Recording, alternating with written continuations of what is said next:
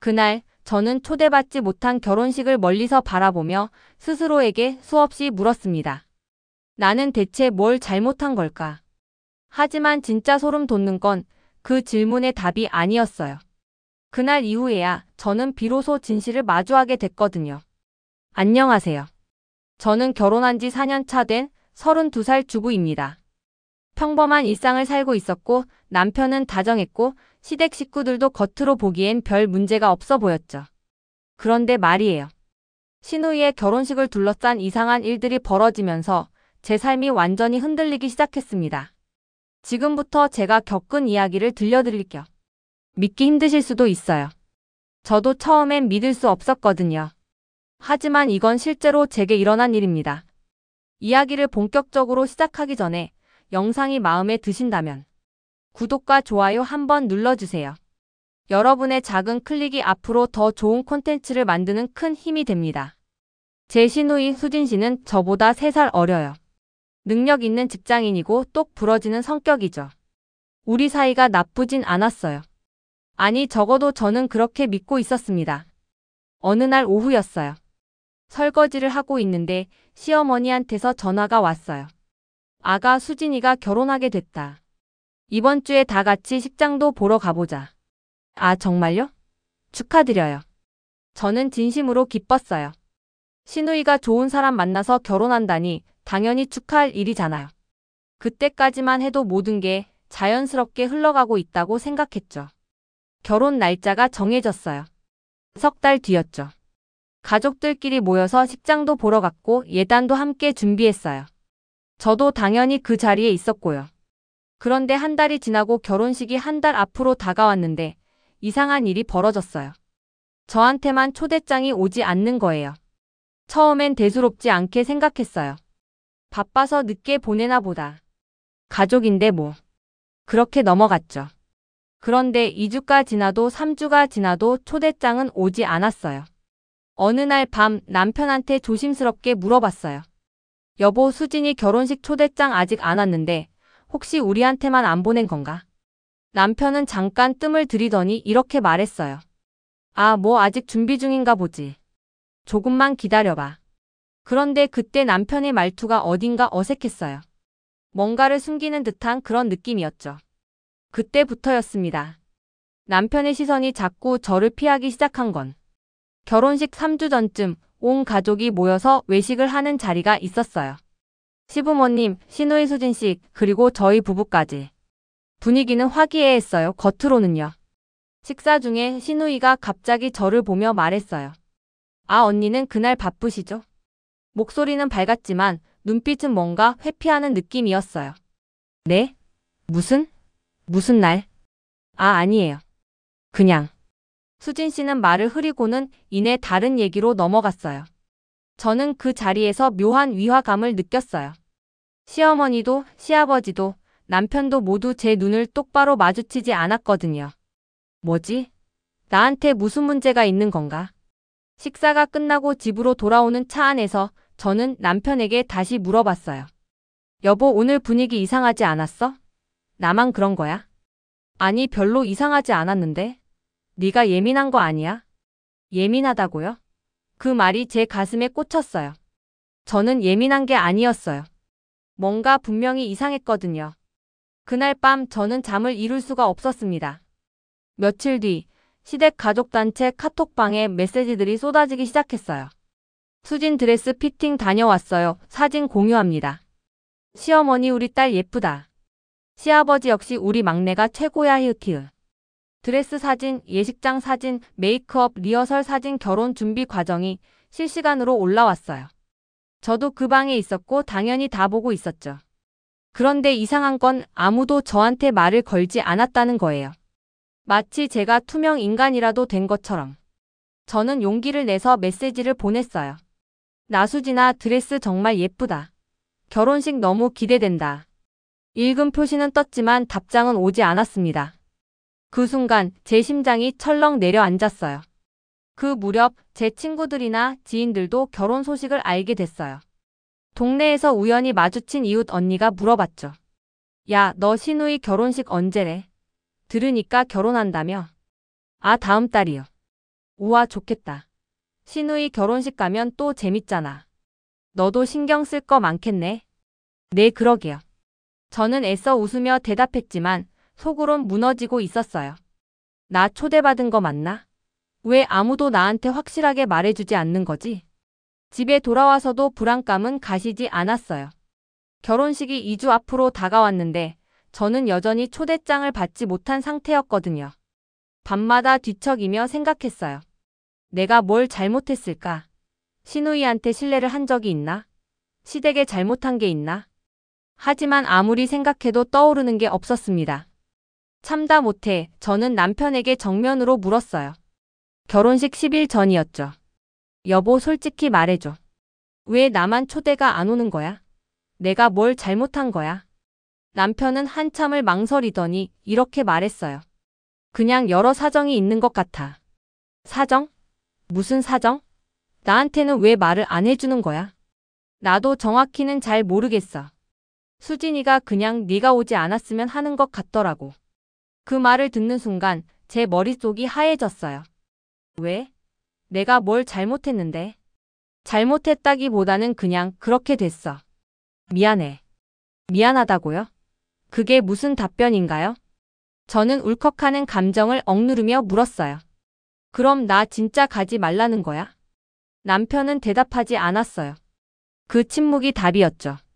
그날 밤 저는 처음으로 시댁 가족들에게서 완전히 배제당한 기분을 느꼈습니다. 결혼하고 4년 동안 저는 이 가족의 일원이라고 믿었는데 그게 아니었던 거죠. 결혼식 전날 밤이었어요. 남편은 일찍 잠들었고 저는 홀로 거실에 앉아 있었죠. 휴대폰을 들여다보니 단체방엔 여전히 메시지들이 올라오고 있었어요. 시어머니 내일 날씨 좋다는데 수진이 복 많네. 수진 엄마 내일 봐요. 시아버지 다들 내일 10시까지 예식장 앞으로 모이자. 저는 그 메시지들을 멍하니 바라봤어요. 내일이 결혼식이에요. 그런데 저는 초대받지 못했습니다. 왜일까? 대체 왜 나만 빼는 걸까? 눈물이 주르륵 흘러내렸어요. 억울하고 서럽고 화도 났어요. 하지만 그보다 더 큰 감정은 외로움이었습니다. 저는 그날 밤 생전 처음으로 가족에게서 제외된 사람이라는 걸 뼈저리게 느꼈습니다. 그리고 결심했어요. 내일 결혼식이 끝나고 나면 진실을 꼭 알아내겠다고. 아침 알람이 울렸어요. 오늘이 수진 씨의 결혼식 날입니다. 남편은 일찍 일어나 정장을 차려입었어요. 당연히 결혼식에 가야 하니까요. 하지만 저는 집에 남아야 했죠. 여보, 나 다녀올게. 응. 잘 다녀와. 현관문이 닫히는 소리가 들렸어요. 그리고 저는 홀로 빈집에 남겨졌습니다. 거실 소파에 앉아서 멍하니 벽을 바라봤어요. 저 멀리 어디선가 제 시누이가 결혼식을 올리고 있을 거예요. 축하받고 웃고 행복해할 거예요. 그런데 저는 여기 혼자 있습니다. 이게 맞는 건가? 나는 정말 가족이 아닌 걸까? 그때 문득 서랍을 정리하고 싶다는 생각이 들었어요. 뭐라도 해야 이 시간을 견딜 수 있을 것 같았거든요. 서랍을 뒤지다가 오래된 봉투 하나가 바닥에 떨어졌어요. 먼지가 쌓인 몇 년은 됐을 것 같은 낡은 봉투였죠. 봉투를 열어보니 작은 종이 한 장이 들어 있었어요. 손글씨로 쓰인 짧은 메모였습니다. 그때 언니가 아니었으면 나는 살아남지 못했을 거예요. 정말 고마워요. 하지만 이 마음을 어떻게 갚아야 할지 모르겠어요. 언니 앞에만 서면 너무 작아지는 기분이에요. 미안해요. 저는 그 글씨를 보는 순간 심장이 쿵 내려앉았어요. 이건 수진 씨의 글씨였습니다. 언니? 나를 말하는 건가? 내가 수진 씨에게 무슨 일을 했던 거지?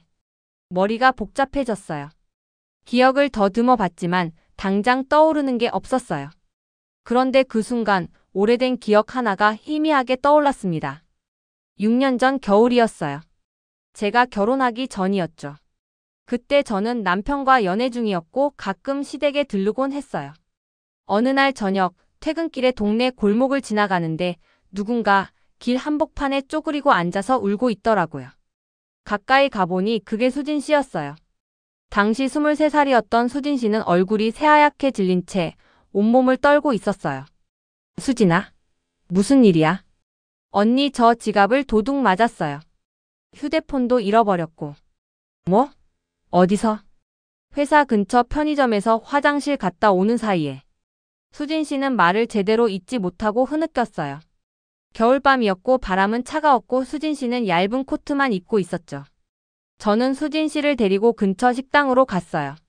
따뜻한 국밥을 시켜주고 제 휴대폰으로 카드 정지 신고도 도와줬죠. 괜찮아. 다행히 다친 데는 없지? 돈이야 다시 만들면 되고. 고마워요 언니 정말 고마워요. 수진 씨는 계속 고맙다고만 했어요. 그날 밤 저는 수진 씨를 집까지 바래다 줬고 그 일은 그렇게 끝났어요. 아니 끝났다고 생각했어요. 그 일이 있은 후로 수진 씨의 태도가 조금씩 달라지기 시작했어요. 처음엔 저를 보면 더 밝게 웃고 더 친근하게 대해줬어요. 언니 이거 드세요. 하면서 간식도 자주 챙겨줬고요. 그런데 시간이 지날수록 뭔가 이상했어요. 저를 보면 기뻐하면서도 동시에 눈을 피하는 거예요. 대화를 나누다가도 갑자기 말을 끊고 전 이만 가볼게요. 라며 자리를 뜨곤 했죠. 가족 모임에서도 저 옆자리는 피하고 멀찍이 앉았어요. 처음엔 제가 착각인가 싶었어요. 수진이가 바빠서 그런가 보다. 그렇게 넘어갔죠. 하지만 결혼한 후에도 그 거리감은 계속 유지됐습니다. 아니, 오히려 더 벌어진 것 같았어요. 그리고 결국 오늘의 상황까지 온 거죠. 저는 그제야 깨달았어요. 수진 씨가 나를 멀리한 건 그날 일 때문이구나. 메모를 다시 읽어봤어요. 언니 앞에만 서면 너무 작아지는 기분이에요. 수진 씨는 저를 싫어한 게 아니었어요. 오히려 너무 고마워서 그 고마움이 부담이 됐던 거예요. 저한테 빚졌다는 감정. 저 앞에 서면 자꾸 작아지는 느낌. 그게 수진 씨를 힘들게 했던 거죠. 그래서 결혼식에 저를 초대하지 않은 거예요. 가족들 앞에서 저와 나란히 서는 게 부담스러웠을 거예요. 모두가 축하해주는 자리에서 자꾸 저를 의식하게 될까 봐 두려웠을 거예요. 그래서 나를 뺀 거구나. 이해가 됐어요. 하지만 동시에 마음이 너무 아팠어요. 그럼 나한테 한 번이라도 솔직하게 말해주지. 왜 혼자 소가리를 하고 왜 나를 이렇게 투명 인간 취급한 거야. 저는 더 이상 참을 수 없었어요.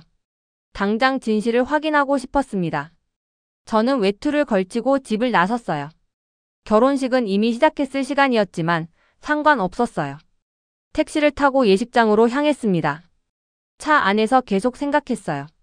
내가 가는 게 맞는 걸까? 수진이가 원하지 않는데 내가 나타나면 오히려 더 상처를 주는 거 아닐까? 하지만 동시에 이런 생각도 들었어요. 아니야. 나도 가족이잖아. 나도 수진이의 결혼을 축하할 자격이 있어. 그리고 우리는 이 오해를 풀어야 해. 예식장에 도착했을 때 식은 이미 끝나고 피로연이 진행 중이었어요. 저는 조심스럽게 식장 안으로 들어갔습니다. 피로 연장에 들어서는 순간 몇몇 사람들이 저를 알아봤어요. 시어머니가 깜짝 놀란 표정으로 저를 봤고 남편도 당황한 얼굴로 다가왔어요. 여보 왜 여기? 나도 수진이 결혼 축하해주고 싶어서. 남편은 뭐라고 말하려다가 입을 다물었어요. 그때 저 멀리서 웨딩드레스를 입은 수진 씨가 저를 봤어요.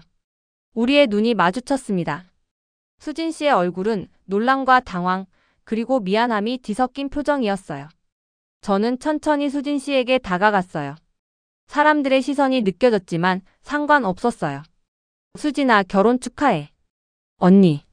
수진 씨의 목소리가 떨렸어요. 언니 왜 왔어요? 왜 왔냐고? 나도 가족인데 당연히 와야지. 그 말을 듣는 순간 수진 씨의 눈가가 붉어졌어요. 수진 씨는 저를 식장 구석 조용한 곳으로 데려갔어요. 언니 미안해요. 정말 미안해요. 왜 초대하지 않은 거야? 내가 뭘 잘못했어? 아니에요. 언니가 잘못한 거 아니에요. 수진 씨는 눈물을 흘리며 말했어요. 언니는 너무 좋은 사람이에요. 예전에 저 도와주셨잖아요. 그때 언니 아니었으면 저 정말 큰일 날 뻔했어요. 그래서 그 이후로 제가 너무 부담스러웠어요. 언니한테 너무 많은 걸 빚진 것 같고 언니 앞에만 서면 제가 한없이 작아지는 느낌이었어요. 수진 씨는 흐느끼며 계속 말했어요. 결혼식에 언니가 오면 모두가 언니를 보고 저와 비교할 것 같았어요. 역시 언니가 더 멋지네. 언니가 더 훌륭하네. 그런 소리 듣고 싶지 않았어요. 제 결혼식인데 저도 주인공이고 싶었어요. 저는 그 말을 듣고 아무 말도 할 수 없었어요. 수진 씨는 저를 미워한 게 아니었어요. 오히려 너무 고마워서 그 고마움이 자신을 짓눌렀던 거예요. 그랬구나. 내가 도와준 게 오히려 수진이한테는 상처가 됐구나. 저는 수진 씨의 손을 잡았어요. 수진아, 나는 그냥 네가 힘들어 보여서 도와준 거야. 그게 내한테 부담이 될 줄은 몰랐어. 알아요. 그래서 더 미안해요. 언니는 잘못한 게 없는데 제가 혼자 이상하게 생각한 거예요. 그럼 왜 진작 말하지 않았어? 왜 나를 혼자 불안하게 만들었어? 말할 수가 없었어요. 너무 창피했어요. 고마워해야 할 사람한테 거리를 두고 싶다는 게 제 자신도 이해가 안 됐거든요. 수진 씨는 고개를 푹 숙였어요. 언니 정말 미안해요. 제가 너무 이기적이었어요. 저는 수진 씨를 안아줬어요. 괜찮아. 이제 알았으니까. 그리고 수진아, 나는 네가 작아질 필요 없어. 너도 충분히 훌륭한 사람이야. 피로연이 끝나고 집으로 돌아오는 길이었어요. 남편이 운전하는 차 안에서 저는 남편에게 물었어요. 여보, 당신은 알고 있었어? 응. 수진이한테 들었어. 그럼 왜 나한테 말해주지 않았어? 남편은 한숨을 쉬며 말했어요. 내가 상처받을까봐, 그리고 수진이도 창피해할까봐. 그냥 시간이 지나면 제시도 시계속 괜찮아질 줄 알았어. 말하지 않아서 더 아팠어. 나 혼자 이유도 모르고 배제당하는 게 얼마나 외로운 줄 알아? 미안해. 남편도 잘못을 인정했어요. 저는 창밖을 바라보며 생각했어요. 우리 가족은 서로를 배려한다는 명목으로 오히려 서로에게 상처를 주고 있었던 거예요. 결혼식이 끝나고 며칠 뒤 수진 씨가 집으로 찾아왔어요. 신혼여행도 가지 않고 바로 왔더라고요. 현관벨이 울렸어요. 언니, 저예요. 문을 열자 수진 씨가 눈이 빨갛게 부은 얼굴로 서 있었어요. 들어와. 거실 소파에 마주 앉았어요. 한동안 침묵이 흘렀죠. 수진 씨가 먼저 입을 열었어요. 언니, 저 생각 많이 했어요. 결혼하고 나니까 제가 얼마나 이상한 생각을 하고 있었는지 알겠더라고요. 무슨 말이야? 저는 언니가 너무 완벽해 보여서 제 자신이 초라하게 느껴졌어요. 그런데 그건 제 착각이었어요. 언니도 그냥 평범한 사람이고 저도 평범한 사람이잖아요. 수진 씨는 눈물을 닦으며 말했어요. 앞으로는 언니한테 솔직하게 대할게요. 더 이상 숨기지 않을게요. 저는 수진 씨의 손을 꼭 잡았어요. 수진아, 나도 미안해. 내가 그렇게 힘들어하는 줄 몰랐어. 내가 더 세심하게 신경 썼어야 했는데. 아니에요, 언니 잘못 아니에요. 아니야. 나도 잘못했어. 너한테 괜찮아? 라고 물어봤어야 했는데 난 그냥 내가 잘해주면 다 해결될 줄 알았어. 두 사람은 한참을 울었어요. 그리고 그제야 진짜 대화를 나눴습니다. 언니, 앞으로는 제가 힘들면 솔직하게 말할게요. 그래, 나도 네가 무슨 생각하는지 물어볼게. 그리고 언니, 제 결혼식 나중에라도 다시 한번 같이 사진 찍어요. 제대로 된 가족 사진. 그래, 그러자. 우리는 서로를 꼭 안았어요. 그리고 그 순간 비로소 진짜 가족이 된 것 같았습니다. 며칠 후 시어머니가 저를 따로 불렀어요. 아가, 이번 일은 우리도 잘못했어. 내 마음 헤아리지 못하고 미안하구나. 아니에요, 어머님. 아니야. 우린 수진이만 생각하고 너한테는 소홀했어. 넌 이미 우리 가족인데 넌 어떻게 느낄지 생각 못했어. 시어머니도 미안해하고 계셨어요. 앞으론 이런 일 없을 거야. 무슨 일 있으면 다 같이 얘기하자. 네, 어머님. 감사합니다. 그렇게 우리 가족의 오해는 조금씩 풀려갔습니다. 한 달이 지났어요. 수진 씨는 신혼생활을 시작했고 가끔 저희 집에 놀러 왔어요. 예전처럼 어색하지 않았어요. 오히려 더 편하게 대화를 나눴죠. 어느 날 저녁 온 가족이 모여 식사를 했어요. 언니, 이거 드세요. 맛있어요. 오, 고마워. 수진 씨는 이제 제 옆자리에 자연스럽게 앉았어요. 더 이상 저를 피하지 않았죠. 식사 중에 시아버지가 말했어요. 우리 가족 이제야 제대로 된 것 같네. 모두가 웃었어요. 그리고 저도 진심으로 웃을 수 있었습니다. 그날 이후 저는 많은 걸 배웠어요. 가족은 가까울수록 더 많은 오해를 품고 살아간다는 걸. 그리고 그 오해를 풀기 전엔 상대의 진짜 마음을 알 수 없다는 걸. 수진 씨는 저를 싫어한 게 아니었어요. 오히려 너무 고마워서 그 고마움이 자신을 짓눌렀던 거예요. 그리고 그 감정을 혼자 사귀다가 결국 저를 멀리하게 된 거죠. 사람이 사람을 멀리하는 이유는 미움만이 아니에요. 때로는 고마움도, 존경심도, 그리고 열등감도 사람을 멀어지게 만들 수 있어요. 중요한 건 그 거리를 좁히려는 노력이에요. 서로의 진심을 묻고 듣고 이해하려는 마음이죠. 저는 그날 결혼식에 초대받지 못하면서 오히려 더 큰 걸 얻었어요. 진짜 가족이 되는 법을요. 지금도 가끔 그날을 떠올려요.